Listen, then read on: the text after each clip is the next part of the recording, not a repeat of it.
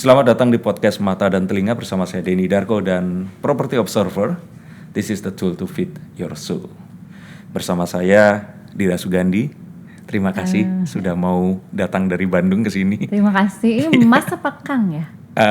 Mas aja. Oh, Mas. Logat Jawanya masih Iya, kerasa. makanya. Padahal di Bandung lebih lama dibandingkan di Makanya, Jawa Timur. Tadi katanya di Bandung tapi Iya. kok logatnya. Susah hilang. Padahal kalau ngomong Sunda bisa. Bisa. Makasih loh Mas sudah Saya yang terima mengundang kasih saya. udah mau datang ke sini. Jadi Dira saat ini dikenal sebagai salah satu penyanyi jazz wanita di Indonesia yang luar biasanya ini dipercaya untuk mengisi acara penutupan Asian Games. Dan siapa sih yang nggak dengar waktu Dira duet dengan Andrea Bocelli? Kalau saya lebih ingatnya Jason Mraz waktu Jason itu Mraz, di Java Jazz 2009 Festival. ya. Ya, Awal-awal kan 2009, itu. iya. Dan sebelum akhirnya benar-benar masuk ke dunia musik, ini dulu ternyata pernah satu kampus sama saya. Satu alma mater. Tapi kalau nggak lulus alma mater nggak ya? Enggak, mungkin alumni atau alumnus ya itu tuh. Alumni tidak lulus. Alumni iya. tidak lulus. Tapi kita lulus TAT ya harusnya. Temu akrab teknik. Ingat nggak yang Iya, ingat. dijajar di depan arsitek sama itu dilemparin telur waktu itu. Angkatannya hampir sama lagi. Saya yang lemparin Betul. telur mungkin waktu itu. Oke. Saya akan nanya-nanya beberapa. Cuman ya memang ini pertanyaan yang kalau orang yang memang sudah jadi fans jazz atau Dira Sugandi pasti ya udah tahu. Tapi kebanyakan yang bertanya-tanya itu adalah kenapa kok? Misalkan kenapa pilih jazz nanti dan sebagainya? Karena penonton saya ini kebanyakan dari mereka ini adalah yang mungkin sama kayak dulu aku tuh mau kuliah. Akhirnya kan setelah di arsitek ini nggak selesai, yang saya lanjutin kuliah desain. Dan waktu saya ngomong sama orang tua juga, waktu pertama kali mau masuk desain di ITB waktu itu, kamu mau jadi desainer pakaian? Nah seperti itu. Karena orang kampung ya di Tulungagung Jawa Timur itu kalau desainer taunya ya desainer baju, ya kan. Seperti itu. Dan di sini agak unik karena saya nanyanya pakai kartu. Oh gitu. Ya, monggo kartunya diambil. Terus gitu ya. Aduh, kok acak. deg-degan sih. Jangan dong. Silakan. Ini diambil dulu nih setelah Iya ambil aja. ketemu Terus di kartu ini. Ya, terus diacak. Terus Ya. diacak Acak. kayak Iya.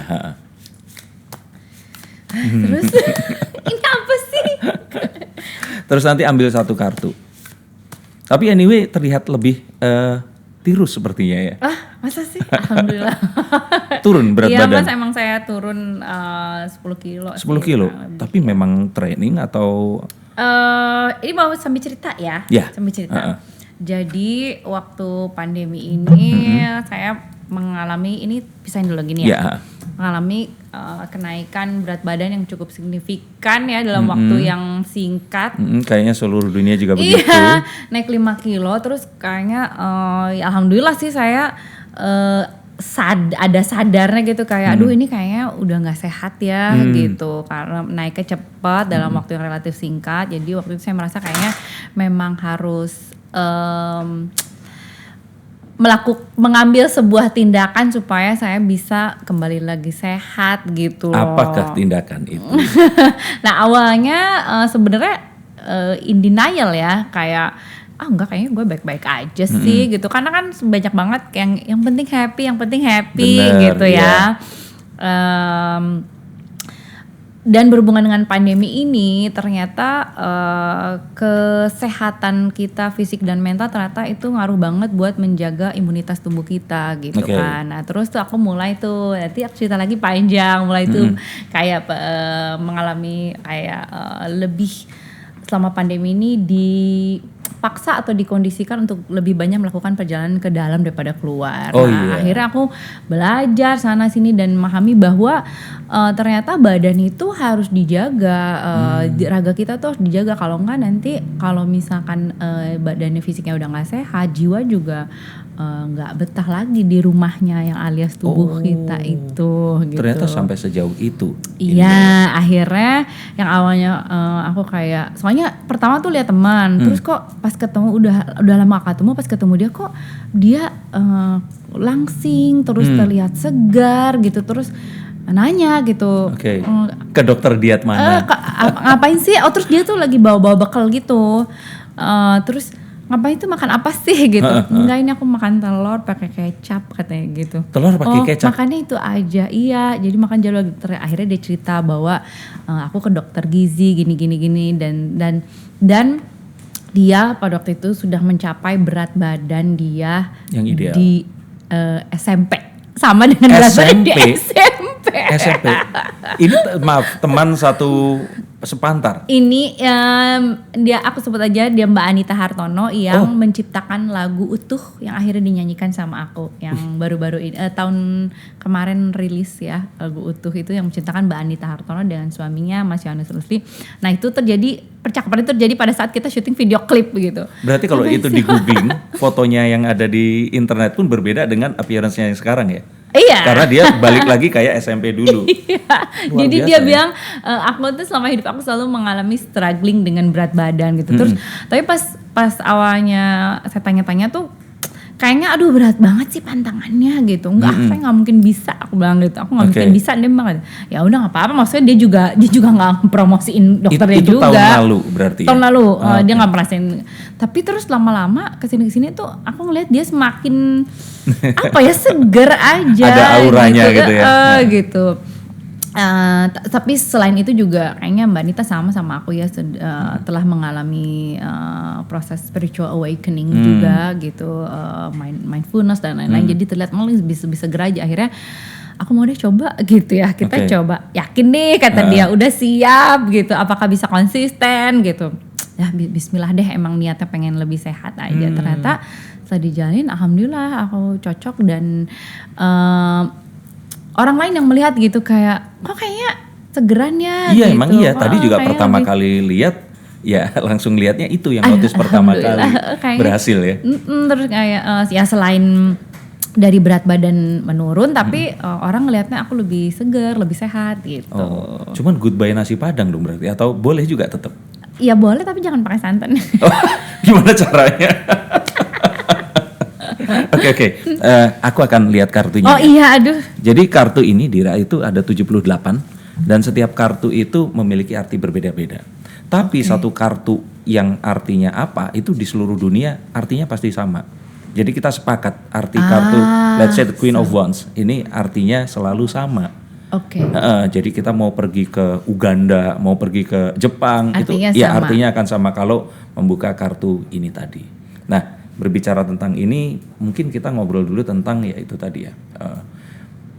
Kita nggak akan flashback dulu, kita gali yang mindfulness itu tadi deh. Ini karena tentang bagaimana seseorang ini kalau sebagai seorang wanita dia akhirnya memiliki satu keputusan untuk melakukan sesuatu, tapi purpose untuk hidup yang yaitu tadi kalau orang berpikir kan usia 40-an ini mau ngapain dan setelah ini apa sih?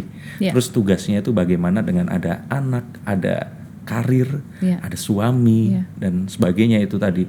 Kalau dilihat dari perjalanan dari dulu sekolah sampai akhirnya di sini, ini pertanyaannya sebenarnya kalau di sini ini agak lompat nih. Berarti sekarang ini purpose-nya ini apa kalau dengan mindfulness way itu tadi? Iya. Ini hubungannya apa sama kartu? Gimana? Ini hubungannya sama kartu apa? Ini tadi, jadi tentang purpose. Kedepannya ini mau ngapain? Jadi Queen of Wands ini artinya?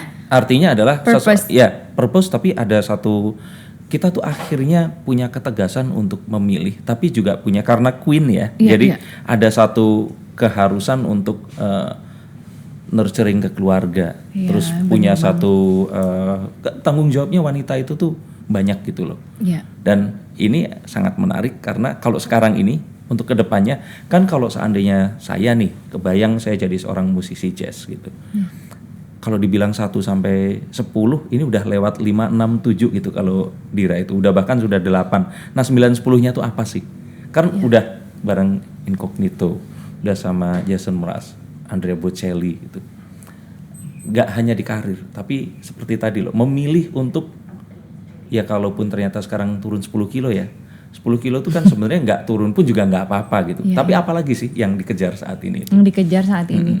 Iya, kalau aku boleh cerita, setelah aku melewati self healing journey ya kalau aku nyebutnya dari tahun Oktober 2019 itu aku memang merasakan banyak perubahan di dalam mindset aku gitu ya, termasuk juga ambisi-ambisi aku gitu. Ditambah lagi dengan tadi aku bilang pandemi ini yang mengkondisikan kita untuk ya diam nggak kemana-mana, yang akhirnya kita banyak melakukan perjalanan ke dalam daripada aku keluar gitu kan. Nah ternyata dalam perjalanan self healing journey ini aku menemukan purpose hidup aku gitu ya, purpose hidup yang membuat otomatis ambisi itu sedikit bergeser gitu. Mungkin kalau dulu ambisi aku dalam berkarir itu lebih ke fokus ke diri sendiri ya. Pokoknya gue pengen ini, gue pengen itu gitu kan. Gue pengen nyanyi di sini, gue pengen dapet ini, dapet itu. Tapi kalau sekarang itu aku lebih melihat bagaimana melalui karya aku, melalui karir aku sebagai pekerja seni, sebagai penyanyi, sebagai aku main film juga gitu. Bagaimana aku bisa menginspirasi orang lain gitu, orang banyak, dan membawa manfaat bagi sekitar aku. Bagaimana gitu caranya gitu. Karena ya itu kalau dulu kan lebih kayak lebih egois kali ya. Lebih kayak gue gak peduli gitu. Kadang-kadang juga teman bisa dianggap jadi kompetitor rival juga gitu kan. Gimana caranya supaya lebih dari dia, dari ini. Nah kalau sekarang lebih kayak ya itu sih, kayak apa ya yang gue bisa lakukan gitu. Dengan kalau misalnya pertimbangan untuk mengambil job juga sekarang kayak lebih ini deh, kayak oke, kalau misalnya gue ambil kerjaan ini manfaatnya apa buat orang-orang sekitar atau buat orang lain juga, bukan buat aku aja gitu. Value-nya berbeda. Iya betul. Tapi ini masih sama dengan waktu dulu pun akhirnya. Jadi mana sih yang datang duluan? Jazz dulu atau musik dulu? Nah itu tuh aku sebenarnya aku tuh nggak pernah mendeklarasikan bahwa aku tuh penyanyi jazz sebenarnya gitu. Tapi kenapa ya? Mungkin karena aku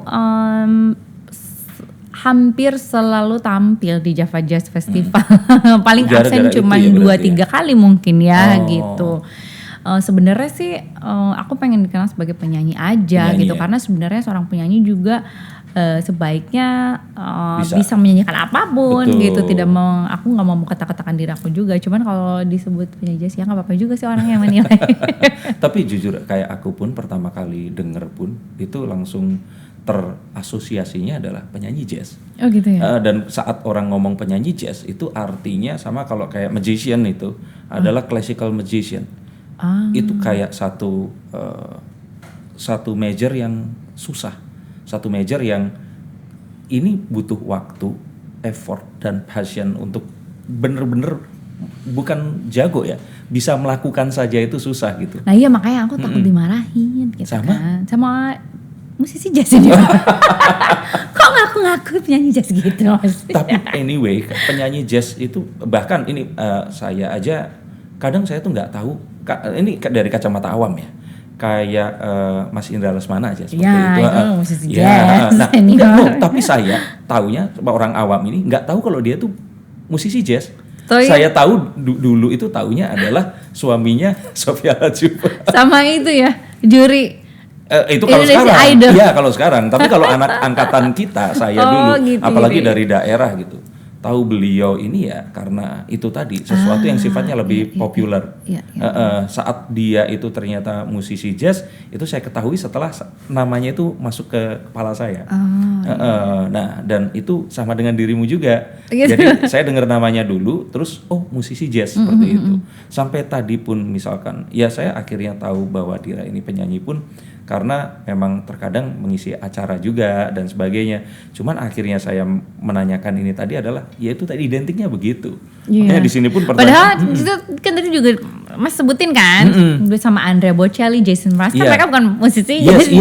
Tapi tampilnya kan pertama kali di situ. Dan ya makanya tadi kan kalau begitu. Tapi I'm a big fan of jazz sih. Ya? Aku suka banget karena aku besar juga dengerin musik jazz juga. Maksudnya papa sama mama dengerin juga gitu. Jadi masa bukan New Kids on the Block? Dengerin juga. Aku pernah nonton konsernya di Amerika waktu kecil. Iya, karena ya itu tadi zaman itu ya. Aduh, kalau ngobrolin sama anak sekarang, maksudnya kayak lucu juga sih ya. Masa nggak tahu New Kids on the Block? Siapa New Kids on the Block? Nggak tahu loh mereka. Pasang poster juga berarti dulu ya? Iya dong. Sampai posternya punya. Terus dulu kan mereka ada Barbie-Barbinya tuh. Oh iya. Aku punya juga.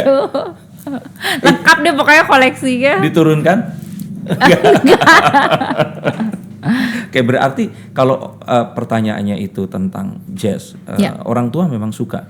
Ya, papa aku, almarhum papa dulu suka dengerin Nat King Cole, Frank Sinatra gitu ya. Kalau mama aku mungkin jazznya lebih ke Michael Franks, terus udah ke lebih kayak Earth, Wind and Fire, Stevie Wonder gitu. Jadi kan jazz itu kan sebenarnya luas banget gitu ya, various banget gitu, banyak jenisnya ya. Itu sebenarnya dari kecil memang sudah terekspos juga sih ke musik jazz gitu.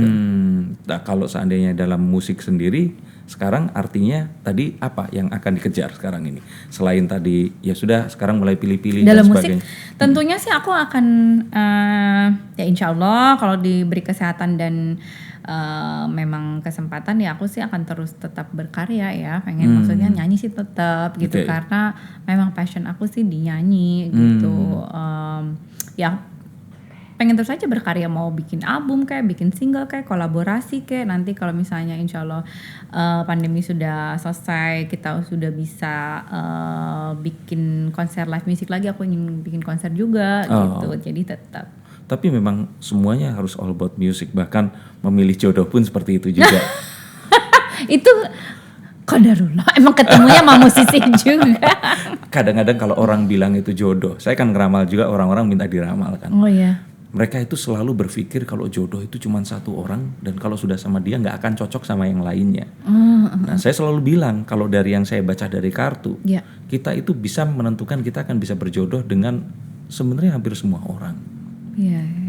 Dan terus kemudian kita mau berusaha. Nah, ini baru nih pas berusaha kalau saya pikir Allah atau Tuhan yang akan menentukan boleh atau tidak gitu.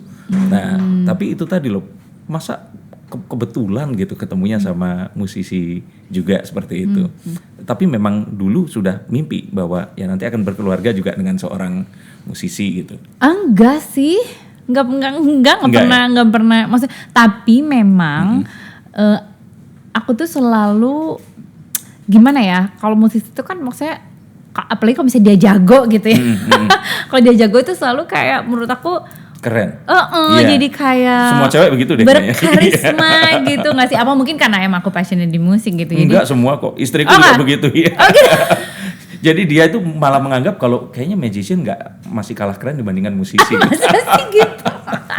Iya, jadi aku selalu gitu kalau lihat tuh main musiknya keren gitu. Cuman nggak merencanakan sih untuk punya suami seorang musisi gitu, yang ngalir aja emang jodohnya ketemu aja gitu. Cuman aku tuh sebenarnya kenal sama dia udah lama, maksudnya kenal karena waktu itu kita satu band aja, tapi kayak ya sesama musisi kan maksudnya kan lingkungannya ya itu komunitasnya itu aja, tapi ya udah gitu aja. Dia terus sekolah musik ke Belanda sama 5-6 tahun nggak ketemu, ya paling saya hai sekali 2 kali di internet aja gitu, nggak pernah ketemu. Ya udah terus sebelum dia pulang ke Indonesia si itu Titi Rajo Bintang, karena dia kan teman sekolah suami aku dulu waktu di Indonesia di sekolah jazz gitu di IMDI.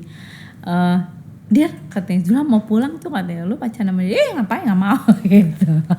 Loh, aku pikir itu Dinu menikah itu berarti kan kalau buat ukuran wanita Indonesia itu sudah berumur kan? Iya, nah itu tuh mas sesuatu yang makanya itu ya orang tuh bener lah, maksudnya manusia itu hanya bisa berencana. Tuhan yang menentukan. Jadi pada saat aku di usia waktu itu 31, ya aku tuh sebenarnya udah nggak kepikiran untuk menikah justru. Oh gitu. Iya, jadi karena aku merasa mungkin karena I was looking for love in all the wrong places gitu. Jadi aku sering kayak bukan kecewa sih, tapi kayak mungkin capek kali ya. Terus kayak pada saat itu juga deklarasi. Pada saat itu juga aku kan udah ya karirnya udah jalan, terus kayak aku udah deh gitu, gue kayaknya mau berkarir aja, mau ngurus orang tua aja kayaknya cukup gitu. Benar udah nggak deh gitu. Terus apa yang akhirnya membuat itu? Iya, terus dia pulang, terus kita jalan beberapa kali, terus ternyata setelah ngobrol ya ternyata enak ya gitu. Maksudnya kayak karena kita punya we share the same passion gitu, kayak nyambung banget gitu, nyambung banget. Dan ternyata dia nggak ada basa-basi juga sih, 2 minggu jalan tuh dia langsung ngajak nikah. Itu 2 minggu pacaran dia langsung ngajak nikah. Langsung diiyain? Enggak, aku tuh kayak maksudnya ada dalam hati tuh kayak ada ini laki-laki berani juga ya gitu. Maksudnya kok dia ya berani gitu untuk mutusin terus.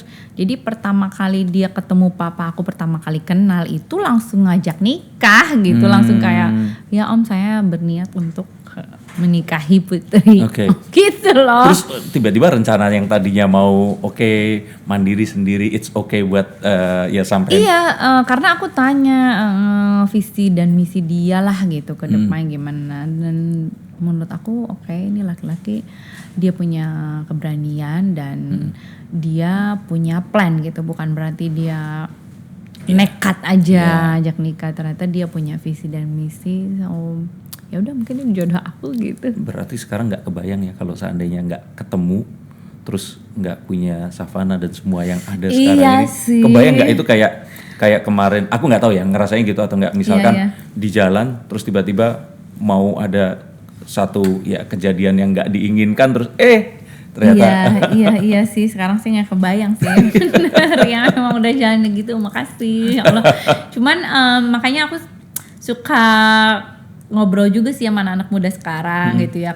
Kalau yang kebetulan aku dekat terus masih muda, umur awal 20-an tuh kayak udah serius banget pacaran, udah mau nikah. Terus aku kayak kayaknya mending take your time deh gitu, karena akan ada waktu untuk semuanya kok, termasuk menikah dan berumah tangga, ya nggak sih Mas?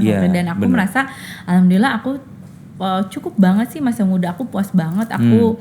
Bener-bener living life to the fullest. Aku nyanyi, maksud aku nyanyi sampai ke Inggris, rekaman di Inggris, aku nyanyi sama Incognito di Jepang gitu. Aku kemana-mana kan gitu. Kang Dwiki juga sempat bawa aku nyanyi ke kemana-mana deh, ke Amerika kebetulan. Jadi menurut aku alhamdulillah aku menikah di usia yang ya buat aku sih udah cukup pas gitu. Luar biasa. Ini pasti inspiratif buat yang nonton. Kartu berikutnya. Aduh, kocok lagi. Iya dong. Ini kita apa nih? Kalau enggak keluarin langsung 4 dijejerin, nanti dibuka satu persatu. Ih Mas, ini bikin aku deg-degan deh. Jadi saya nggak tahu ini pertanyaannya apa. Ini gitu? Hanya panduan, pertanyaannya dari sini. Oh gitu. Oke. Oke, satu lagi. Sambil saya buka. The Eight of Wands. Ini tentang percepatan, tentang sesuatu yang berjalan lebih cepat daripada yang kita rencanakan. Nah, kapan momen ini muncul? Kayak kita merencanakan sesuatu, tapi ternyata ini datang kayak bahkan kita pun kadang-kadang nggak siap, sampai di titik dimana mungkin kita akan berpikir kemarin ini sesuatu yang saya minta-minta nggak pernah muncul, tapi ini kayak datang bertubi-tubi gitu. Pernah merasa seperti itu? Iya sih. Itu momen yang kapan di dalam hidupmu? Kayaknya dulu waktu aku awal-awal karir bernyanyi ya. Maksudnya sebenarnya aku nyanyi tuh udah cukup lama merintis karir ya. Cuman dari umur berapa sih? Dari lulusan SMA. Tapi sebelum SMA itu cuman hobi aja? Hobi aja. Nggak mendalami? Iya. Pas aku lulus SMA, aku merasa kayaknya aku bilang sama mama aku, kayaknya aku merasa aku ingin punya pendidikan formal lah gitu. Pengen lebih serius aja gitu. Jadi selama aku dari kecil sampai SMA itu sebenarnya aku otodidak. Oh, oke. Nah tapi mama aku sama nenek aku suka nyanyi juga. Nenek aku dulu penyanyi RRI, terus mama aku dulu sering nyanyi sama almarhum Hari Rusli gitu. Oh, oke, Jadi iya. memang udah ada bakatnya kali ya. Nah pas lulus SMA aku les vokal di Ava Music Studio di Bandung gitu. Oke, Di itu yang situ di jalan di Pasteur aku di Pasteur, ya. oke.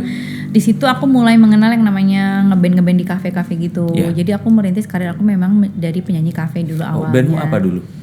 Macem-macem. In Shock mungkin pernah dengar. In Shock ya? Iya. In Shock pernah, Kilas Balik pernah, aku pernah nyanyi di Wahdah juga, aku pernah lumayan banyak deh dulu kesana kesini Top gitu. 40 berarti ya? Iya, top 40 R&B, acid jazz aku pernah juga. Nah, yang benar-benar momen gak disangka itu adalah tahun 2001 yang mana menurut aku itu menjadi kayak apa ya? Momentum penting banget dalam karir bernyanyi aku. 2001 itu aku nonton Incognito di Bandung konser. Pada saat itu sebenarnya aku udah nyanyi di sebuah band juga dan malam itu sebenarnya aku udah manggung juga. Cuman itu adalah sebuah keputusan yang memang aku harus ambil kayak pokoknya gue pengen nonton dulu sebelum gue harus nyanyi gitu, sebelum gue perform gitu. Di Walaupun Sabuga waktunya ya? mepet di Sabuga. Terus aku inget banget waktu itu aku beli tiket festival, tapi ternyata karena kan kalau misalnya kita pikir konser itu kan biasanya festival di depan kan, yang berdiri di depan kan. Iya. Ternyata waktu itu daerah itu beda, festival tuh di belakang, depan tuh VIP. Terus sampai sana, aduh, aku pengen paling depan karena aku ngefans banget karena aku di kafe-kafe tuh nyanyinya lagu cover mereka kan, lagu-lagu Incognito pada itu pada zaman itu kan lagi hits banget ya acid jazz kan. Aku hafal dari semua lagu-lagunya. Terus akhirnya sampai sana aku bela-belain, aku sampai beli lagi tiket untuk bisa duduk di VIP di depan. Calo-calo gitu. itu atau Beneran. Nah terus ternyata Bluey ini yang mana adalah dia pendiri dan motornya penggerak Incognito itu. Yang akhirnya pernah produserin. Iya, dia itu selalu punya ciri khas. Maksudnya dia tuh kalau konser dia nggak suka orang ada yang duduk-duduk di depan. Maksudnya kayak, oh semua berdiri aja gitu loh, gak usah terlalu formal. Jadi pas berdiri, aku langsung lari ke depan panggung. Ya udah aku nyanyi terus ternyata pas lagu Still a Friend of Mine itu penyanyinya pada saat itu yang namanya Xavier Barnett tuh dia ngasih mic-nya, nodongin mic-nya ke aku. Bahkan aku tuh suruh naik atas panggung, tapi panggungnya kan tinggi, jadi susah. Jadi aku nyanyi aja dari bawah. Nah setelah aku nyanyi itu dia kayak ngasih isyarat nanti udahnya ke backstage ya. Kalau udah selesai ke backstage dia bilang kayak gitu. Itu satu ref dapat atau cuman? Iya satu ref aja. 2 kali apa ya? Aku lupa juga udah lama banget. Tapi tetap dari bawah. Iya dari bawah coba gitu. Oke. Ya udah terus, aduh kan aku harus nyanyi ya malam itu gitu. Tapi ini kesempatan banget nih gue ketemu sama idola gitu kan. So pada waktu itu I had to make a decision gitu, yang mana ternyata keputusan yang aku ambil itu menentukan. Wait, terus yang gantiin siapa? Enggak ada yang gantiin. Akhirnya aku ke backstage, itu aku manggung ketemu dia. Enggak seharusnya kamu manggung di mana? Di kampus Maranatha. Loh, berarti acara kayak pensi gitu dong? Ya ampun. Ada aku acara puncak lagi. Aduh. Ya udah pokoknya aku ke belakang terus sempat ketemu tukeran nomor telepon bla bla bla, udah aku langsung dijemput pakai motor ngebut. Emang agak telat tapi I still made it. Nyanyi tapi telat, pas semua udah bete udah nungguin. Ya udahlah ya gitu. Ya udah, tapi aku nggak pernah nyangka bahwa keputusan itu akhirnya berlanjut. Maksudnya besoknya pagi-pagi aku ditelepon, terus mama kayak, "Teh bangun, ada telepon dari Incognito." Hah? Telepon dari Incognito? Itu kan kebayang pulang dari Maranatha, pasti terus abis itu makan dulu mungkin ke Cemar ya kan, baru tidur mungkin setelah subuh. Iya benar. Aduh iya dulu zaman aku masih nyanyi di kafe tuh aku sering tidur abis subuh. Terus ditelepon. Gak sehat banget. Ngomong apa? Ditelepon, "Hai dear," katanya gitu. "Kita lagi janjian di Ciamplas," kata dia. Oh iya? Kita lagi janjian di Ciamplas. Lo mau main gak ke hotel? We'd love to see you gitu. Kalau kamu mau main ke hotel kita, visit us nanti malam ke hotel ya. Aduh, beneran nih gitu ya, kaget banget. Gimana sih kita mengidolakan sebuah grup terus diundang untuk ketemu. Ya udah, malam itu akhirnya aku ditemenin temen aku ketemu sama mereka. Nah disitulah pertama kali aku ketemu sama Bluey yang akhirnya menjadi produser album pertama aku Something About the dan Girl. ya Something About the Girl, dan sampai sekarang sih udah kayak bapak sendiri sih, karena aku waktu rekaman di Inggris itu tinggal di rumah dia 2 bulan. Itu kalau orang denger cerita itu tuh kayak surreal banget, kayak enggak. Iya kan? Itu kayak mungkin skenario drama Korea kali ya. Makanya aku juga Iya, nggak tapi percaya. mereka memang sering melakukan itu di konser mereka, atau kebetulan memang kalau enggak berarti kan suaramu ini sangat-sangat. Kalau mereka sering nyuruh orang nyanyi itu kayaknya sih sering Iya, sih, maksudnya mengadakan flash audition untuk. kayaknya sih enggak sih ya. Karena aku kan lumayan, setelah aku kenal akhirnya aku lumayan sering ikut mereka. Dan mereka nggak melakukan itu. Enggak sih. Iya, makanya maksudku berarti ya itu tadi, either ya suara ini kan pemberian Tuhan juga dan dilatih. Oke, bakat itu memang oke, tapi dia pun itu meresikokan untuk ya itu tadi melihat itu gitu. Iya. Tapi itu aku terus kebayang. tadi kan cepet banget tuh ya. Nah, kan udah ketemu, terus Blue itu sebenarnya cuma bilang sama aku gini, Dira, saya tuh bukan tipe orang yang suka menjanjikan sesuatu gitu, tapi saya cuma bisa bilang sama kamu bahwa kamu tuh punya bakat. Jadi dia bilang tetap ini deh, maksudnya Biasa. enggak, maksudnya kamu harus latih terus talent yang kamu udah punya itu. Udah, dia cuma ngomong kayak gitu aja. Nah, aku nggak nyangka setahun kemudian itu aku dihubungi oleh pihak promotor. Promotor di Indonesia. Iya, yang waktu 2001 yang bawa mereka ke Indonesia. Ternyata tahun berikutnya tuh mereka mau datang lagi ke Indonesia tanpa aku tahu ya. Aku ditelepon 2 minggu sebelumnya sama Pak Peter Basuki yang waktu itu promotornya, kayak, Dira, saya tuh cari nomor telepon kamu susah banget ya ke semua orang. Akhirnya saya dapat juga. Oh iya, ada apa Pak gitu kan. Jadi gini katanya gitu. Incognito tuh mau datang katanya. Mereka mau tur Indonesia gitu. Dan mereka butuh penyanyi cewek. Saya sudah propose beberapa penyanyi, tapi dia Blue itu kekeh katanya gitu, I want Dira kan. Dia masih ingat sama aku. Jadi aku terharu. Memang aku pernah sih email ke dia kayak beberapa kali, tapi dia balasnya lama banget, dan itu pun very casual gitu, ngobrolnya ngobrol biasa aja, nggak yang serius kayak oke nanti album kamu, nggak boro-boro, nggak ngobrol sampai ke situ gitu. Jadi itu cepet banget prosesnya. Oh gitu ya, kamu kirim ya malam ini juga sampel suara kamu gitu. Jadi aku untung ada temen band aku, bikinin dong musiknya kataku gitu. Aku nyanyiin lagu Incognito, bikinin langsung rekaman, langsung dikirim. Udah, terus kayak 2 minggu dari situ kayak Dira besok Incognito mau datang kata Pak Peter, kamu mau ikut jemput nggak gitu. Oh mau gitu. Terus pas ketemu ya udah gitu, dia senang Blue, terus kayak oke, dia bilang gini, tapi pada saat itu pihak yang di Jakan mereka konser itu tur tuh beberapa kota di Indonesia. Cuman di Jakarta waktu itu tuh udah disediakan untuk partner duetnya. Waktu itu aku lupa siapa. Jadi Dira kamu di Bandung, ya nggak apa-apa, aku sih di mana aja udah seneng gitu kan. Ya udah, pas kota kedua di Bandung itu terus ini juga sebuah pengalaman yang luar biasa deh, buat aku sangat berharga. Dia nanya gitu kan, lagu Incognito kamu yang hafal apa? Hampir semua hafal sih gitu. Terus Talking Loud kamu hafal nggak? Hafal kataku. Ya udah, kita langsung coba. Jadi aku langsung latihan tuh langsung di sound check. Aku nggak pakai latihan dulu kan. Nah pas aku pertama kali latihan sama mereka di sound check, aduh itu luar biasa sih. Maksudnya kayak disiplinnya beda banget ya. Maksud dan soundnya yang keluar dari semua tuh beda banget gitu. Terus aku terus mereka tuh sangat-sangat profesional juga, termasuk sound engineer-nya, road manager-nya, semua disiplin, very well organized deh gitu. Ya udah, terus aku sound check, aku nyanyi malamnya. Sesudah show itu Bluey bilang sama aku, I want you to join the rest of the tour gitu. Jadi ternyata setelah Bandung itu Bluey pengen aku ikut. Iya, gitu. harusnya tiap kota tuh beda-beda. Iya, akhirnya aku dibawa ke Surabaya, Makassar, sama Medan. Itu kan cepet banget ya, setahun doang gitu. Aku nggak nyangka sih gitu. Nah ini sesuatu yang makanya tadi itu kalau ya aku belum pernah ngobrol sama ya mungkin temen atau seorang artis juga, seniman yang punya tadi kesempatan terus jalannya cepet banget. Aku waktu itu belum punya manajer, terus kayak waktu itu mama aku lagi di Dubai, terus papa aku lagi di India, terus kayak mah diajakin tour gitu. Waktu itu kan umur aku 21 apa 22 terus ya udah mama kayak kamu berani tapi gitu pergi sendiri kan aku ya belum ada manajer belum ada tim berani kata aku gitu ya udah terus titip ya gitu makanya anak saya udah akhirnya aku ikut sama mereka gitu sama band itu.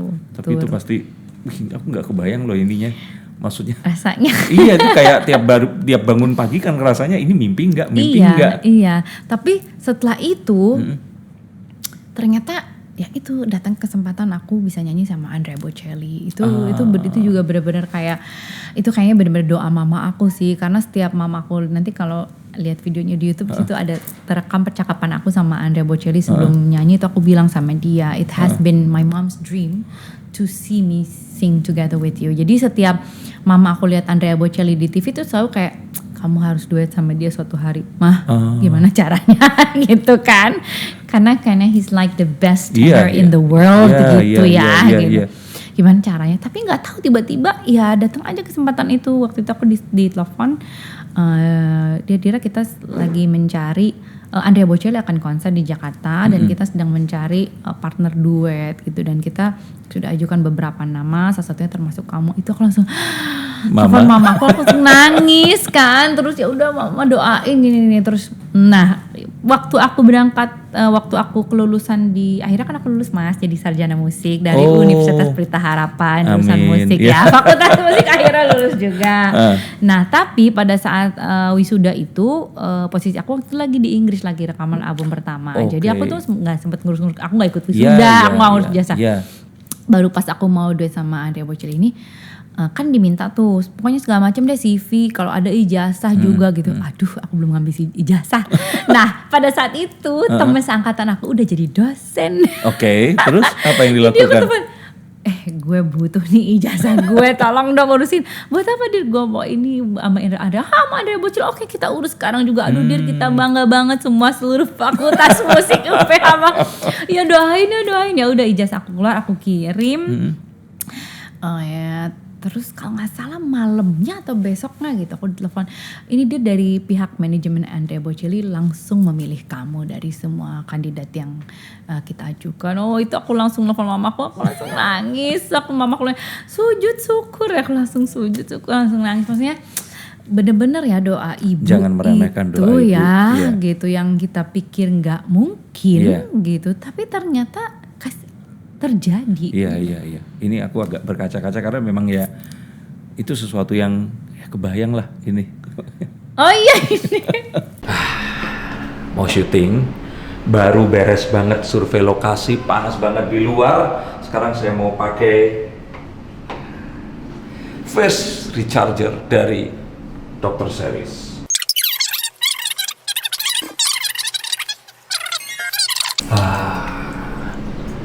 Langsung glowing kan, no edit.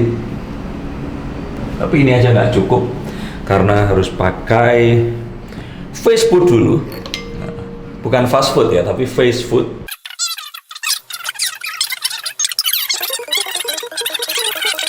Dan yang terakhir, karena di luar kondisinya pasti akan terik banget. Kita nggak tahu kondisi kulit kita terjaga atau enggak, kita akan pakai face shield. Jadi face shield nggak untuk pas COVID aja, tapi face shield adalah satu rangkaian dari Dr. Series juga. Genderless, ageless, all skin type. Nah, sekarang saya sudah siap untuk syuting lagi dan semuanya jadi lebih glowing karena ada 3 langkah simple. Karena Dr. Series ini adalah satu rangkaian yang ditujukan untuk semua pria dan wanita. He, she, me. Pakai kayak saya. Ya ampun, mesti unyu ya. Ini umur berapa waktu itu? Ini 2011, pas aku sebelum menikah banget. Jadi aku disini cerita. Terus ini kalau aku lihat awkward sekali loh. Ini maksudnya bener-bener kayak. Iya, itu aku mau nangis juga tuh. Karena mamaku nonton juga. Mamaku nonton terus aku bilang sama dia, ini mimpi ibu saya bisa nyanyi sama kamu. Terus sekarang saya ada di sini. Itu aku nangis. Terus pas udah nyanyi aku digendong sama dia. Oh. Orangnya baik banget. Jadi pertama kali aku ketemu dia, sama latihannya pas soundcheck juga sama dia. Itu aku nangis kan kayak Ini bukan artis, ini legend. Terus dia baik banget. Dia maksudnya kalau dipikir-pikir ya siapa sih aku anak kecil. Iya, iya. Dia peluk aku, dia bilang you'll be fine, dia bilang gitu. You'll be okay, dia bilang gitu. Terus kan kalau bandingin nyanyi aku sama itu dia selalu kayak it's okay gitu loh, kayak mau kasih support gitu ke aku. Pas udah selesai dia gendong aku. Terus istrinya baik banget, setelah selesai nyanyi dia panggil aku kayak Dira, we're leaving tonight kata dia, so we cannot bring all of these flowers with us. Jadi dia kasih semua bunganya ke aku. Ya ampun. Terus dia bilang pokoknya kalau misalnya kita datang lagi ke area sini we'll get in touch gitu. Ini deg-degan sih. Jadi aku merasa aku nyanyinya juga gak maksimal ya. Ya namanya nervous gimana? Iya makanya aku baru mau nanya ini tadi. Maksudnya kebayang kamu nyanyi deg-degan di depan banget. Tapi dia baik banget. Gak ada, makanya itu aku merasa aku bersyukur ya. Aku mendapat kesempatan untuk bisa kolaborasi sama musisi-musisi dunia. Tapi ternyata memang yang membedakan mereka dengan aku adalah disiplinnya dan humble banget sih. Ya dia kayak Andrea Bocelli, David Foster yang udah kolaborasi sama aku, Jason Mraz, George Duke, Harvey Mason, semua itu mereka they're Grammy Award winners gitu. Tapi bahkan David Foster sampai, terus yang terakhir aku nyanyi juga sama cellist itu Yo-Yo Ma, dia udah menang 19 kayaknya ya. Tapi mereka tuh they're so down to earth dan humble banget gitu ya. Yo-Yo Ma aja pas pertama kali ketemu aku, aduh Dira, nanti saya minta maaf kalau misalnya saya, karena waktu itu dia ingin membawakan lagu Indonesia, lagu daerah malah. Akhirnya karena dia itu sebenarnya dia aktivis juga yang bergerak di bidang lingkungan hidup gitu. Dia pengen lagu yang menceritakan tentang sungai. Akhirnya aku ajuin Bengawan Solo kan. Nah pas dia dengerin, aduh di lagunya so beautiful, saya takutnya salah. Enggak, kamu enggak salah.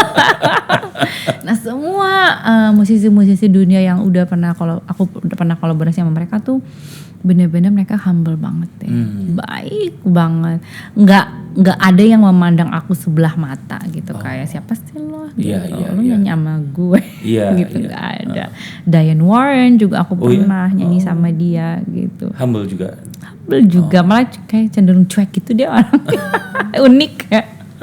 Komposisi kan unik, seniman. Tapi ini cepat banget loh semuanya itu tadi, makanya ya walaupun ya tadi dari berarti awalnya di 2001.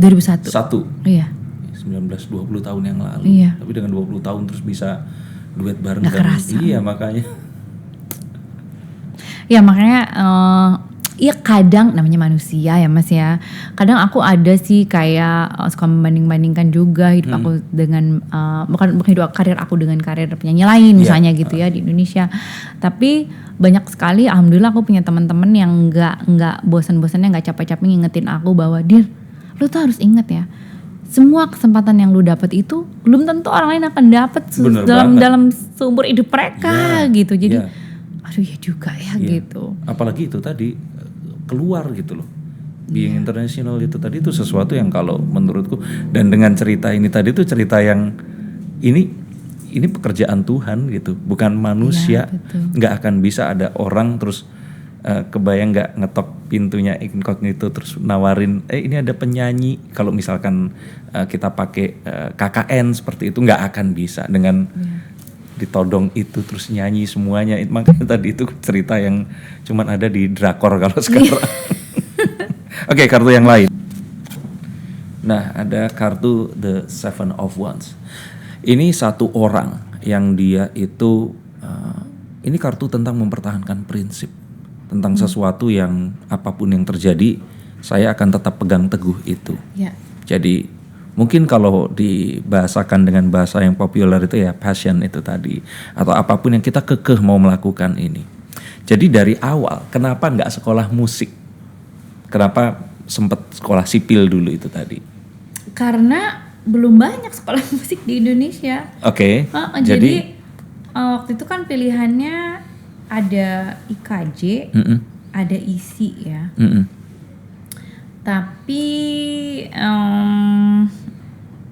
kayaknya aku nggak terpanggil untuk ke dua. Yes, tapi tempat sipil itu kayak kalaupun orang punya hobi, dia pasti akan cari kuliah yang agak gitu ya? Iya gitu. Karena waktu itu kenapa ya? Ingat nggak ada dosen namanya Bu Winarni? Ingat. Nah, my God. Itu kan kalau menurutku di sipil itu iya makanya. Aku seasistensi sama dia. Dan mata elang gitu. Dulu aku di belakang aja itu ngobrol sama temen, itu ngobrolin nanya. Itu dari jauh kayak yang udah di kamu. Jadi maksudku kenapa nggak cari yang agak lebih longgar sekolah misalkan perhotelan atau enggak, aku kan karena dari IPA. Terus aku suka matematika dan fisika dan sebagainya. Gitu. Ya dulu gitu sih ya, maksudnya kayak kalau lo sekolah di IPA berarti jurusannya gitu kan, gitu. Kenapa aku juga bingung sih. Aku daftar juga ke kedokteran karena di keluarga aku banyak dokter. Akhirnya adik aku sekarang jadi dokter. Nah aku tuh sebenarnya keterima juga di kedokteran Unjani, tapi mereka kayak salah gitu dia ngasih taunya, jadi dibilangnya nggak keterima, tapi terus pas udah daftar ke sipil terus dia nelfon mamaku, Bu mohon maaf kami telah melakukan kesalahan, sebenarnya anak ibu keterima. Lah terus mama aku pundung, ya udah anaknya juga udah daftar ke tempat lain gitu. Emang jalan bukan ke situ ya. Iya nggak tahu ya, pertanyaan yang menarik loh, aku juga nggak tahu kenapa aku ngambil kuliah sipil. Tapi karena nggak tahu, karena sipil Unpar keren kali. Iya. Kalau keren sih iya, cuman maksudnya tapi tadi susah ya. Makanya dan iya, akhirnya aku juga memutuskan pindah karena itu, karena aku udah nyanyi reguler di Jakarta, terus bentrok dengan jadwal asistensi itu ya, puyeng banget ya. Sampai kayak aduh susah banget nih Ma. Nah akhirnya aku sempat Mas mau mutusin kayaknya mau kuliah yang agak ringan sedikit deh, aku pindah ke HI. Sempet. Oh. Ujian lagi, keterima lagi alhamdulillah. Itu di tahun ke? Ya setelah 3 tahun itu. Ya ampun. Dan 3 tahun masuk HI, cuman sebentar sih kayaknya itu basa-basi banget ya, kayak akhirnya aku kayak kayaknya aku pengen sekolah musik deh gitu. Alhamdulillah banget ya orang tua aku pengertian, kalau enggak mah mungkin gimana sih kamu udah gak bisa habisin duit kali gitu. Tapi zaman itu belum ada Cipularang juga ya. Jadi kalau pergi pun masih agak susah. Bolak-balik. Nyampe subuh udah harus mandi siap-siap kuliah lagi pagi gitu kan. Aduh capek banget. Akhirnya mah aku kayaknya pengen bener-bener serius di musik deh. Ya udah deh kalau gitu, kalau emang itu yang mau, karena prinsip orang tua aku tuh mereka nggak pernah mau memaksakan apapun sama anak-anak gitu, karena mereka juga tidak mau disalahkan kalau misalnya ada apa-apa ya nggak sih. Jadi anak harus belajar untuk responsible for their choices gitu, dan pilihan hidup mereka masing-masing gitu. Ya udah kalau memang kamu serius mau di musik nggak apa-apa gitu. Ya udah waktu itu tuh sebenarnya aku udah lihat-lihat juga Berkeley ya sebenarnya. Cuman pas suatu hari mamaku lagi baca koran, dia bilang nih Universitas Pelita Harapan baru buka nih jurusan musik angkatan pertama. Siapa tahu kamu mau coba gitu. Itu terus, mungkin mama yang nggak mau ditinggal pergi jauh kali ya. Mungkin mahal juga. Terus kayak tapi kan memang UPH kan bagus ya, maksudnya aku tahu bagus lah gitu. Jadi siapa tahu mungkin jurusan musiknya juga bagus gitu. Ya udah pas aku apply ternyata ranking aku cukup bagus untuk penerimaannya. Jadi waktu itu kan sumbangannya itu maksudnya kayak uang masuknya itu berdasarkan ranking gitu loh, Mas. Jadi ada diskonnya. Jadi kayak oke deh gitu, nggak terlalu mahal. Ya udah aku masuk dan alhamdulillah dengan susah payah juga lulus juga jadi sarjana musik. Karena bukan enaknya sih, mungkin karena aku kuliah di musik ada sedikit kelonggaran, walaupun waktu itu dosen aku galak-galak banget karena mereka dosennya dari luar negeri semua. Karena klasikal kan. Itu juga aku sebenarnya kecebur juga sih, nggak tahu kayak ternyata di Fakultas Musik Pelita Harapan itu belajarnya musik klasik. Belum ada musik kontemporer. Tapi sekarang jadi, ada? Sekarang udah ada. Kan aku angkatan pertama jadi, klasik gitu kan. Dosennya orang Jerman, orang Itali, orang Amerika, galak-galak semua. Iyalah, terus klasik kayak, kamu kalau menyanyi klasik kamu gak boleh nyanyi pop, kayak gitu. Terus jadi setiap aku mau masuk kelas major itu aku sering nangis, stres juga. Beneran nangis? Nangis. Galak soalnya, mereka tuh galak-galak dosen klasik itu. Tapi alhamdulillah sih akhirnya lulus juga. Cuman ya itu, karena aku berada di lingkungan yang memang musik juga, jadi kayak orang-orang kayak dosen-dosennya, terus temen-temennya, terus orang administrasinya juga kayak kalau misalnya aku ada nggak bisa masuk karena aku nyanyi, karena aku ngamen, jadi oke lah gitu. Lebih kayak, permisif ya mereka ya. Oke lah gitu, asal lo bisa ngejar gitu, terus ujiannya juga oke gitu. Alhamdulillah tapi akhirnya lulus juga. Tapi akhirnya berhasil mempertahankan itu tadi ya. Akhirnya tetap sampai lulus walaupun tetap musik, musik tapi klasik begitu. Iya. Oke, kartu berikutnya lagi. Ini ada The Nine of Wands. Jadi Nine of Wands ini tentang seseorang yang dari melakukan. Wands terus ya? Iya, Wands itu sebenarnya lambang dari sebuah harapan. Harapan tapi yang termanifestasi kepada sebuah tindakan. Nah, ini adalah sesuatu yang udah ditonggak, dipasang menjelang akhir. Somehow ini itu tadi mengalami satu detour. Nah, kalau yang aku lihat ya hubungan dengan yang pernikahan tadi itu seperti itu tadi. Tadinya kan memang pengennya untuk terus saja, nggak usah menikah juga nggak apa-apa dan sebagainya. Apa sih yang membuat berpikir seperti itu sebelum akhirnya menikah? Berpikir untuk tidak menikah? Iya, apakah kegagalan cinta? Iya sih. Tapi capek gitu loh. Emang berapa kali? Banyak nih kayaknya, belasan nih kayaknya. Tapi setelah keluar dari Gebun pernah dapat mungkin setelah apa? Nggak, di luar negeri itu pernah dapat foreigner juga atau? Pernah juga. Dan itu coba berapa kali sih memang sampai akhirnya bilang capek itu tadi? Iya, jadi ternyata tuh aku tuh orangnya memang full of affection ya. Maksudnya aku tuh suka terus kayak mungkin apa ya? Desperately romantic kayak gitu deh. Jadi aku gampang jatuh cinta kayak gitu. Jadi sedikit-sedikit misalnya ketemu orang, kayaknya he's the one gitu. He's the one lagi. He's the one. Terus he's the one terus gak ketemu gitu kan. Jadi capek gitu. Dan orang tua aku tuh kan, mama aku kan menikah muda. Ya jadi karena ya anak kan kadang gitu ya, role modelnya tuh kayak orang tua, terus kayaknya aduh gue pengen nikah muda gitu loh. Tapi karena udah kelewat. Iya, udah kelewat jauh gitu. Kelewat jauh terus kayaknya kok gini-gini banget ya nyari jodoh itu ternyata susah gitu. Tapi banyak banget orang yang ngasih tahu ke aku yang ternyata terbukti bahwa kata orang tuh jodoh gak usah dicari gitu ya. Kalau misalnya ketemu sih nanti lo bakal tahu gitu. Ternyata bener kayak gitu ya kan. Di saat aku udah deh kayaknya ya mungkin marriage is not for me gitu, ya udah aku fokus karir aja gitu. Justru kata Allah nih nggak bisa gini, jodoh kamu sudah aku sediakan. Itu tadi terjadi itu tadi. Tapi kalau dalam karir bermusik ada nggak seperti itu, detour kayak tadinya mau kemana sekarang, selain yang tadi masalah value bahwa sekarang melakukan sesuatu itu ukurannya bukan dari persaingan atau mungkin satu exposure, tapi pernah nggak ada satu merencanakan ini tapi ternyata belok ke arah yang lainnya? Iyalah pasti ada lah mas. Ada sih masa-masa dimana sampai aku merasa putus asa dan bilang sama suami aku kayaknya aku mau berhenti nyanyi deh. Kapan gitu. Itu? Berapa tahun ke belakang ya? Mungkin sekitar 3 tahunan ya. Itu karena jenuh atau karena? Karena aku merasa ya mungkin karena waktu itu aku juga belum mindful juga ya di hubungannya ke situ ya.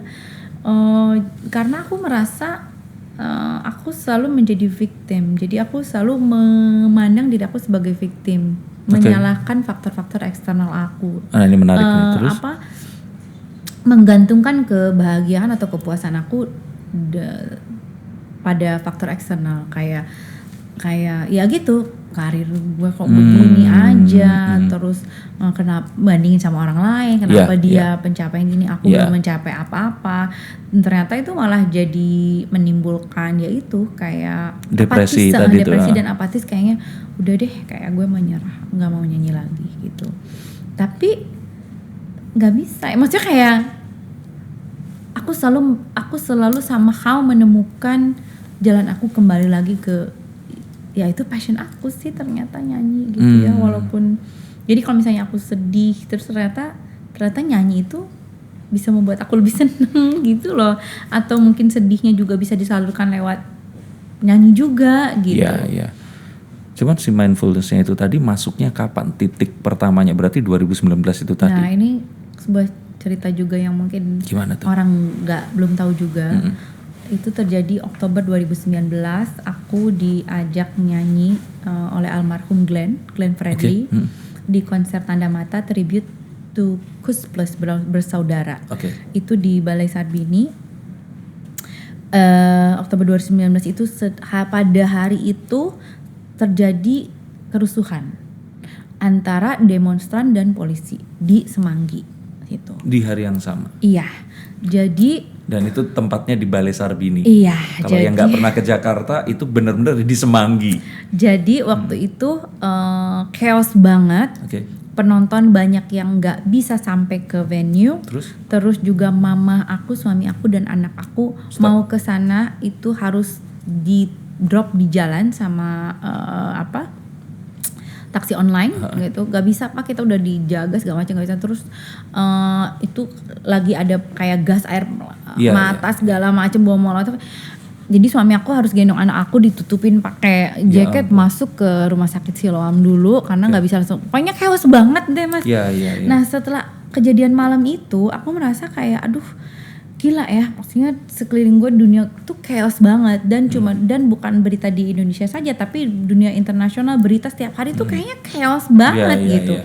Nah aku di situ merasa kayaknya gue butuh sebuah benteng untuk mempertahankan inner peace aku gitu loh. Gimana caranya supaya aku nggak terpengaruh oleh energi-energi negatif. Itu akhirnya jadi konsernya. Jadi tapi yang nonton sedikit banget, kasihan. Nah, perasaanmu muncul itu sebelum konser atau after? Pada saat itu udah dari sebelum mau, karena kan sebelum nih kita jadi atau nggak gitu loh. Ini kita tetap nyanyi apa nggak, tetap perform atau nggak gitu, karena emang genting banget. Dan itu bukan urusan apakah fee-nya udah dibayarkan, tiket udah laku dan semua. Iya, udah bukan, serem banget. Jadi pada saat itu tuh aku bareng kan mau pada nonton aku tuh teman-teman, salah satunya waktu itu ada Aming, ada Tokozaki. Jadi kita dari hotel ke venue itu jalan tuh kayak ngoing kayak lagi di mana, di Serbia kayak lagi di tengah perang gitu. Di suasananya mencekam banget. Di situ kayak aduh, kayaknya gue butuh sesuatu nih, maksudnya ya of course, maksudnya kayak kita sholat segala macam itu memang aku lakukan juga, tapi kok kayaknya aku butuh sesuatu yang bisa menjaga aku tetap peaceful gitu, tidak terpengaruh dengan energi negatif di luar gitu. Nah setelah kejadian itu aku ingat temen aku, dia guru yoga juga, dia mendalami meditasi lah gitu, dia mengambil training gitu. Nggak tahu kenapa, padahal kenal sama dia udah lama gitu, nggak tahu kenapa akhirnya aku WhatsApp dia, aku bilang kayaknya aku mau belajar meditasi deh, aku bilang gitu. Karena selama ini kan cukup skeptikal juga ya aku sama meditasi. Itu siapa sih? Ada Pishi, temen aku, dia guru yoga dan dia guru meditasi. Dia juga nggak pernah masa-masa aku ya, karena kalau orang yang belajar meditasi tuh kita tahu bahwa meditation is not for everyone, dan panggilan itu tuh sama aja seperti kayak hampir seperti hidayah kalau dalam agama ya. Ya cuman tadi menarik loh waktu kamu bilang aku nggak pernah percaya sama begituan gitu. Iya. Ya makanya itu kalau udah terpanggil ya terpanggil, tapi kalau belum ya belum gitu. So jadi aku selalu bilang sama orang-orang your journey belongs to you gitu. Ya nggak sih, kita mau mulai itu tergantung nanti juga waktunya akan ada. Tapi gitu. ternyata itu powerful itu. Banget. Jadi setelah aku belajar meditasi, aku jadi lebih mengenal lagi diri aku ya. Memang waktu aku menikah, berumah tangga, punya anak, aku juga lebih mengenal diri aku. Tapi dengan aku meditasi kayaknya dengan cara yang lain itu tadi. Aku lebih, dan kayaknya aku yang sekarang lebih mindful itu kayaknya mempengaruhi banget hubungan aku dengan yang lain deh. Maksudnya dengan suami jadi lebih baik, dengan anak, dengan orang tua, dengan teman-teman. Bagaimana aku menyikapi, maksudnya pekerjaan aku juga, karir aku, semuanya deh. Butuh berapa lama banget sampai itu tadi efektif keluar ininya, hasilnya?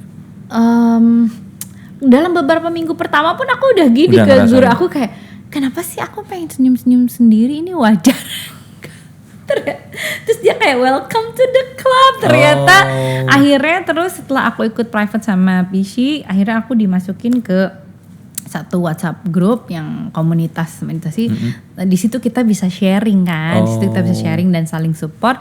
Ternyata it's very normal. Dan sekarang setelah aku di luar dari komunitas itu kan, aku akhirnya banyak baca buku, nonton YouTube, nonton film, semua tentang meditation and mindfulness.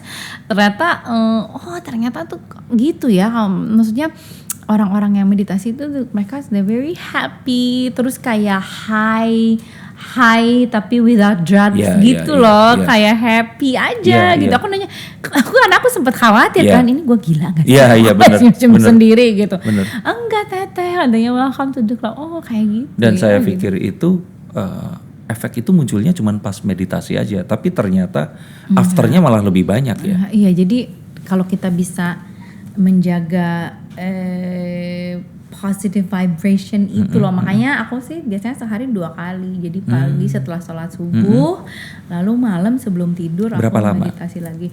Tergantung, kalau misalnya waktunya terbatas paling minimal kayak 12 menit gitu. Tapi kalau misalnya aku punya waktu lowong dan aku bener-bener pengen ini mendalami banget, aku bisa sampai 1,5 jam. 1,5 jam? Iya. Itu buat generasi sekarang agak susah, apalagi terlepas dari handphone. Iya. Tapi yang tadi kita bahas sebelum kita mulai podcast ini tadi kan tentang bagaimana itu tadi, ini ternyata bisa juga mengurangi orang-orang yang punya tadi ya suicidal thoughts atau mungkin depression. Dan dengan ya itu tadi kita ngobrol kalau sosial media sekarang tuh kan membuat kita ini membandingkan dengan orang lain. Dan sebenarnya exactly itu kan yang terjadi dengan hidupmu saat kenapa kok gue di Indonesia dengan semua ini cuman pengen nyanyi doang aja sampai itu kan jadi muncul kekecewaan. Iya betul. Benar ya, emang awalnya juga aku dari gara-gara sosial media sih. Ya kan kayak ngeliat si penyanyi A begini penyanyi B. Terus kita membandingkan. Betul, padahal kalau dipikir kurang apa seorang Dira Sugandi gitu loh. Mas ya, kalau kita lebih mindful, jadi kita akan lebih banyak bersyukur sih, mensyukuri apa yang kita punya daripada kita membandingkan dengan apa yang kita nggak punya. Tapi mensyukuri apa yang kita punya. Gitu. And talking about value tadi yang Dira bilang kalau sekarang pengennya memberikan inspirasi ke orang lain, YouTube channel nggak bikin.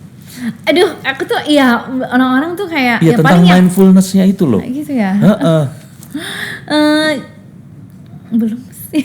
Iya, maksudnya YouTube itu kalau menurutku satu kita nggak bisa menghalangi, karena in the end nanti Ivan Savana pun pasti akan masuk ke situ dan dia akan nonton. Udah sih dia nonton. Nah, makanya kalau kita nggak ikutan berkontribusi memberikan konten positif untuk orang-orang yang lain, memberikan juga, nanti anak kita akan hidup di dunia penuh betul, yang betul, sekarang betul, ini betul. ada gitu.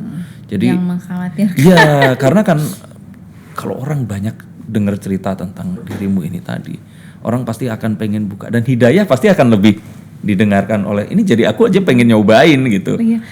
Nah, kan orang tuh sering menghubungkan meditasi dengan salah satu ajaran agama tertentu kan ya. Nah, kalau menurut aku enggak sih. Maksudnya karena banyak juga orang meditasi tapi dia very Christian. Aku juga Muslim gitu kan. Jadi justru yang aku rasakan semenjak aku meditasi, aku lebih bisa merasakan kedekatan dengan Sang Pencipta justru menurut aku gitu ya.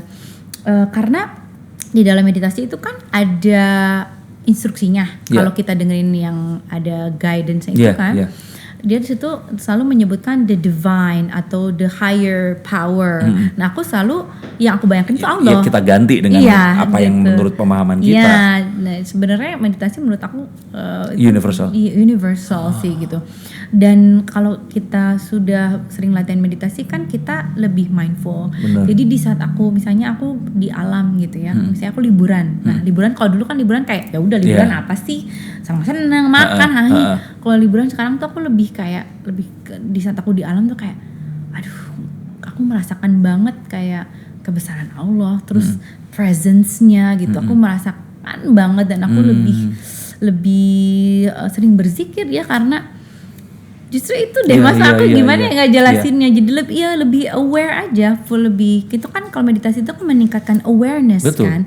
Apapun yang kita lakukan itu meningkatkan awareness kita. Mau kita jalan-jalan, mau kita makan juga mindful tuh beda. Mindful eating beda loh sama ada juga emotional. Coba kita emotional eating, kenapa orang jadi obese?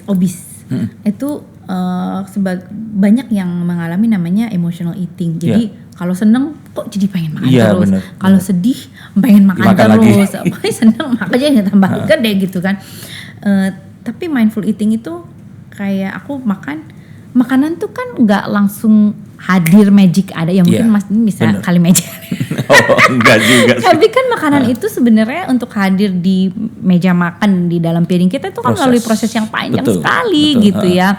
Ada petani, ada peternak, terus dari mana semua juga kembali lagi ke Allah. Jadi kalau kita mindful eating tuh dilihat dulu makanannya terus dibayangin semua prosesnya, terus aku selalu ya Allah terima kasih gitu. Terima kasih makanan.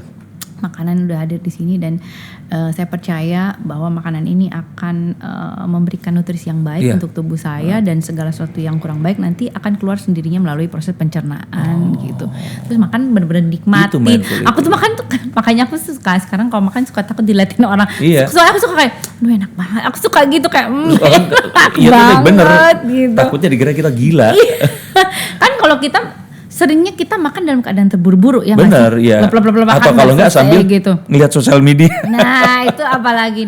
Salah satu cara untuk melatih mindfulness juga dengan cara kita tidak melakukan lebih dari satu pekerjaan dalam waktu yang sama atau multitasking. Jadi kalau makan ya kita makan aja, kalau nelfon aja, kalau baca buku nonton aja gitu. Itu sama kayak waktu saya pertama kali ke Jepang diceritain.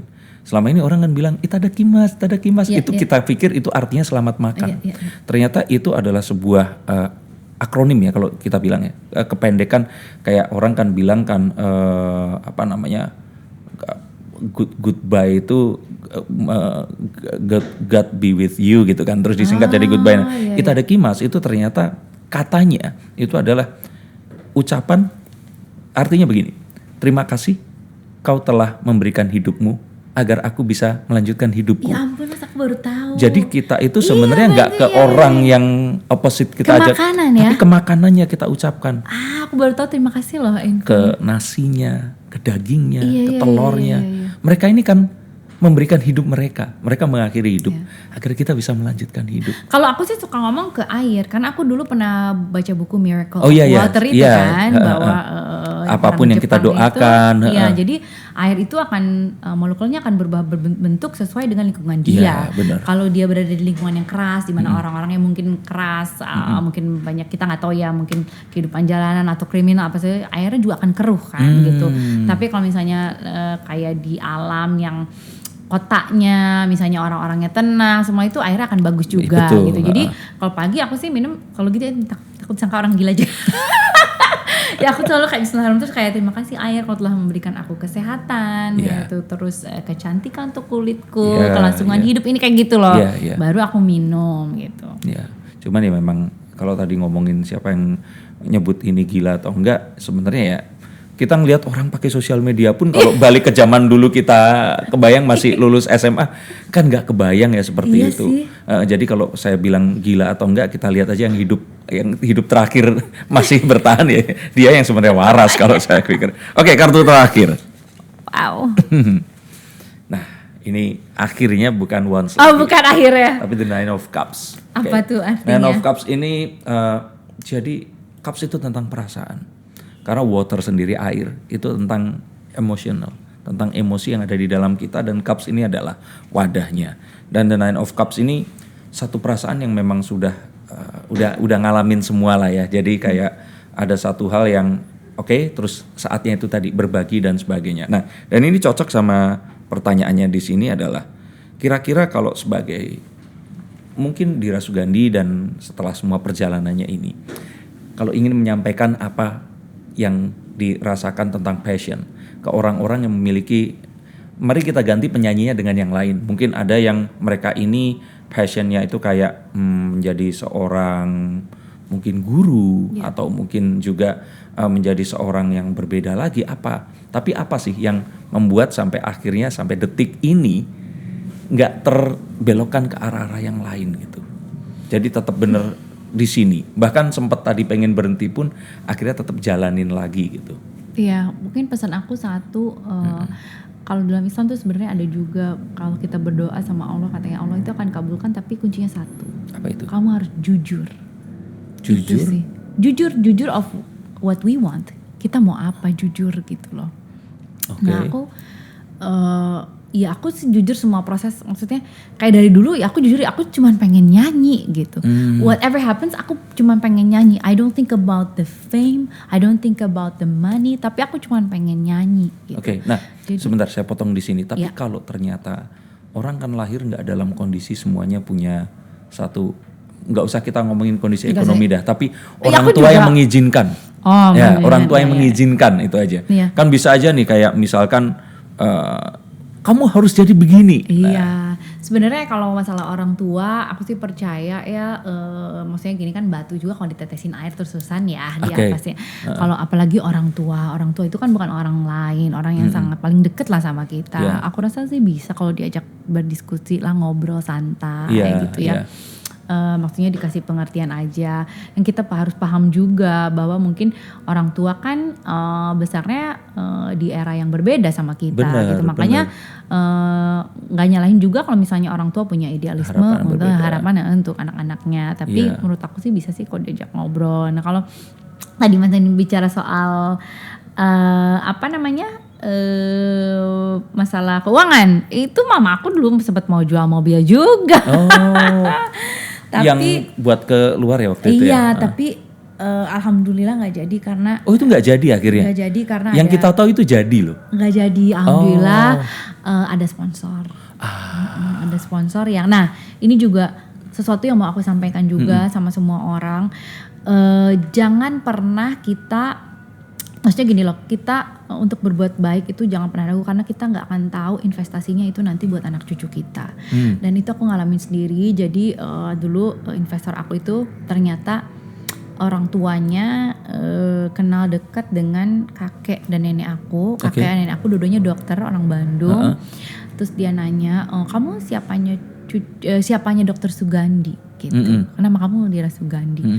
Cucunya, aku bilang. Oh, dia bilang kalau bukan karena kakek kamu mungkin saya dulu nggak lulus Eptanas SD katanya. Eptanas gitu. SD? Iya, jadi demam terus disuntik sama kakek aku gitu. Ya ampun. Akhirnya dia tetap bisa ujian dan akhirnya lulus dan sekarang udah menjadi pengusaha sukses, bahkan menjadi seorang filantropi di Indonesia ya. Savana gitu. umur berapa? Savana sekarang 8 usianya. Eptanas SD itu berarti paling umurnya 12 atau 13 tahun dan dia masih ingat. Dia masih ingat. Makanya itu kan, jadi itu adalah sebuah kebaikan yang ditanamkan oleh kakek aku, tapi kemudian aku yang Menuai. menuai hasil. Jadi udah katanya saya biayain biaya rekaman kamu gitu. Terus itu kan banyak banget kayak, aduh om aku nggak tahu harus balas om kayak gimana. Terus dia kayak nepuk pundak aku, kamu sukses aja, saya sudah senang gitu. Luar biasa. Ternyata orang baik masih banyak ya, alhamdulillah di dunia ini. Tapi gitu. perjalananmu ini kayak fairy tale loh. Kayak itu tadi kalau dijadikan drakor Ya tinggal ditambah cerita-cerita. Nonton drakor nggak sih? Enggak. Aduh, waktuku susah. Enggak, aku tuh paling nggak suka. Gini, aku kan setiap hari punya rutinitas Iya. yang menurut aku itu bukan menurut aku juga melihat dari dulu almarhum nenek kakek aku. Terus aku kemarin juga setelah konsultasi sama dokter gizi baru tahu betapa pentingnya rutinitas yang jadwal yang rutin yang terjaga itu. Oke. Jadi aku tuh selalu setiap hari punya rutinitas yang mana aku jam 9 jam 10 paling telat aku udah tidur, lalu aku biasanya bangun tahajud terus sholat subuh terus meditasi, aku jalan pagi workout itu tuh udah kayak gitu setiap hari. Nah, aku tuh kurang suka kalau misalnya aku nonton series terus keganggu akhirnya begadang, akhirnya siklus aku jadi terganggu, aku nggak suka Iya sih, gitu. iya bener. Jadi akhirnya aku menghindari deh. Takutnya, soalnya kan kalau nonton drakor tuh nggak pengen berhenti pasti kan. Iya, emang itu cara anak-anak sekarang bermeditasi. Tapi pengen sih ya mungkin nanti lah kalau ada waktu luang. Soalnya banyak yang bilang bagus Iya, katanya kalau gitu. enggak ngikutin resep istriku. Gimana tuh? Nonton drakornya dicepetin 4 kali. Yang penting teksnya ada. Ya. Oh gitu ya. Iya, jadi kalau 16 episode itu selesai cuman dari 2 hari. Dia dicepetin Bah. karena apa? Anaknya biar nggak bangun. Anakku baru 5 tahun soalnya. Aduh. Oke, tapi terima kasih banget. Aduh sama-sama. Tadi bener-bener ini satu podcast yang mindfulness juga. Dan aku jadi beneran loh pengen nyobain. Karena temen itu ada yang bahkan jadi seorang, tadinya tuh magician. Dia kemudian jadi seorang meditator, namanya Aji. Terus aku juga kepikir ini orang kenapa kok jadi kayak fanatik gitu sama itu tadi. Nah, tapi ternyata Ya aku memang nggak fanatik sih. iya bukan, no, I mean tadi waktu bilang itu hidayah. Iya. Oh, berarti ini memang pasti ada sesuatu gitu. Fanatik tuh dalam artian seperti temen yang good terus, way gitu. Iya, ya good way ya. Kayak temen join MLM itu terus tiba-tiba dia jadi percaya banget MLM itu menyelamatkan jiwanya. Nah, tapi somehow ini meditation ini kok ya aku akhirnya ketemu dan orang yang ya tadi setelah dijelasin, oh ternyata memang bener. Aku pikir cuman pas meditasinya aja itu akan punya efek, tapi ternyata setelahnya itu lebih penting tadi. Tapi dari semuanya ini luar biasa karena cerita yang magical ya baru aku denger ya dari Dira langsung ini tadi. Dan terima kasih buat semua yang sudah nonton. Terima kasih. Semoga ini bisa menginspirasi satu dan lainnya.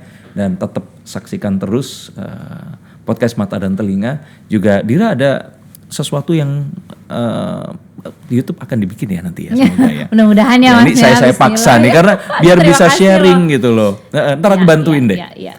Kasih tahu aja ini tim 80% orang Bandung semua. Oh gitu. Langsung di calling aja nanti. Jadi orang Bandung yang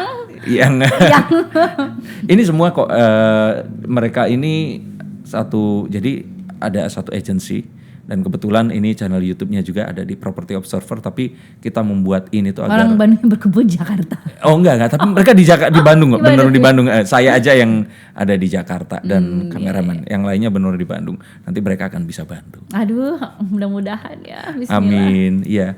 Dan terus saksikan podcast Mata dan Telinga bersama saya Denny Darko dan Property Observer because this is your tool to feed your soul. Terima kasih, sampai jumpa.